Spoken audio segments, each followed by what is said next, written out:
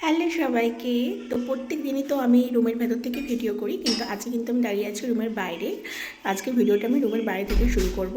Basically আজকে তোমাদের সাথে আমি শেয়ার করবো আমার রুম টুর ভিডিও, সেই জন্যই আমি রুমের বাইরে দাঁড়িয়ে আছি, যে একদম বাইরে থেকে তোমাদেরকে ভেতরে নিয়ে যাব। বাইরে থেকে আমার রুমটা ঠিক দেখতে কেমন সেটাও তোমাদেরকে শেয়ার করব। তো আমাদের কোয়ার্টারের অবস্থাটা তোমাদেরকে একটু দেখাই, দেখো।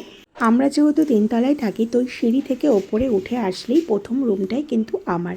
আর সামনে আছে একটা জানলা, যার দেখো শুধু ফ্রেমটাই আছে, তার আর কোনো রকম কাজ নেই। আর আমার রুমের অপোজিটে যে রুমটা দেখো, এখানে তালা দেওয়া আছে, এই রুমে কিন্তু কোনো ফ্যামিলি থাকে না। তো চলো এবার কোয়ার্টারের ভেতরে যাওয়া যাক।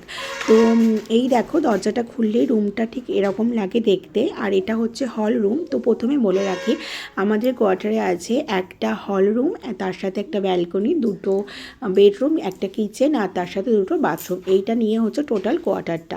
আর আমার ম্যাক্সিমাম জিনিস হল রুমেই রাখা, কারণ মানে এখানে রাখার স্পেস খুবই কম। তো এই দেখো, এখানে আছে ব্যালকনি দরজাটা। তো এই ব্যালকনিতেই কিন্তু আমি আর ম্যাক্সিমাম ভিডিও বানাই। তো এখানে যেহেতু খুব বর্ষা হচ্ছে, সেজন্য জামা কাপড় ব্যালকনিতেই মেলা। আর ব্যালকনির স্পেসটা কিন্তু খুব বেশি একটা বড় নয়। তো চলো এবার তোমাদের রুমের ভেতরটা ঘুরে দেখাই। তো এখানে দেখো যে আলমারিটা রাখা আছে, এটা কিন্তু আমরা বাড়ি থেকে নিয়ে আসিনি, এটা আমরা কোয়ার্টারের সাথেই পেয়েছি। আর এখানে দেখো আমার সব রান্নাঘরে ইলেকট্রিক জিনিসগুলো এখানে রাখা রয়েছে, কারণ আমার রান্নাঘরের স্পেসটা ভীষণই কম, সেটাও তোমাদেরকে পরে দেখাবো। তো এটা আমার মিনি কিচেন বলতে পারো। আর পাশের এই টেবিলটা আমরা ডাইনিং টেবিল হিসাবে ইউজ করে থাকি। তো চলো আগে গেটটা লক করে নিই, তারপর তোমাদেরকে পুরো রুমটা ঘুরে দেখাচ্ছি। তো প্রথমে একটা কথা বলে রাখি, যারা প্রথম আজকে আমার ভিডিও দেখছো তাদের হয়তো বুঝতে অসুবিধা হতে পারে, এটা কিন্তু আমার বাড়ি নয়, এটা কিন্তু আমাদের কোয়ার্টার। মানে আমি আমার হাজব্যান্ডের কর্মসূত্রে তার সাথেই থাকি। তো সেই কোয়ার্টারের রুম টুর আমি তোমাদের সাথে শেয়ার করছি। আর এটা হচ্ছে আমাদের মাস্টার বেডরুম। এই বেডরুমটাই আমরা বেসিক্যালি ইউজ করে থাকি। আর এই যে যত ফার্নিচার দেখছো, এই একটা ফার্নিচারও কিন্তু আমি বাড়ি থেকে নিয়ে আসিনি, সমস্ত ফার্নিচার কিন্তু আমরা কোয়ার্টারের সাথেই পেয়েছি।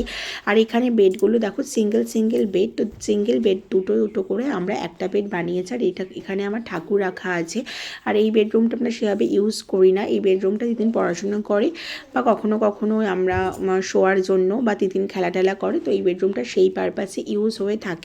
নাহলে পাশের বেডরুমটাই আমরা ইউজ করি। আর এই বেডরুম থেকে বেরিয়ে যে দুটো দরজা দেখছো লক করা, এই দুটো দরজায় হচ্ছে বাথরুম। আর এই হচ্ছে কিচেন। তো কিচেনে তো বললাম, দেখো গ্যাস ওভেন রাখার পর কিন্তু স্পেস একদমই নেই। এখানে জাস্ট বাসন টাসন ধুয়ে রাখার জন্য একটা র্যাক দেওয়া আছে। আর এখানে তিনটে থাক দেওয়া আছে, যাতে আমি সমস্ত জিনিসপত্র রাখি কিচেনের। আর এখানে দেখো জল রাখার জায়গা রয়েছে। আর এই হচ্ছে আমার পুরো কিচেনটা। তো ভিডিওতে তোমরা কত কি বুঝতে পারছো আমি জানি না, আমাদের কোয়ার্টারটা কিন্তু ভীষণই ছোট।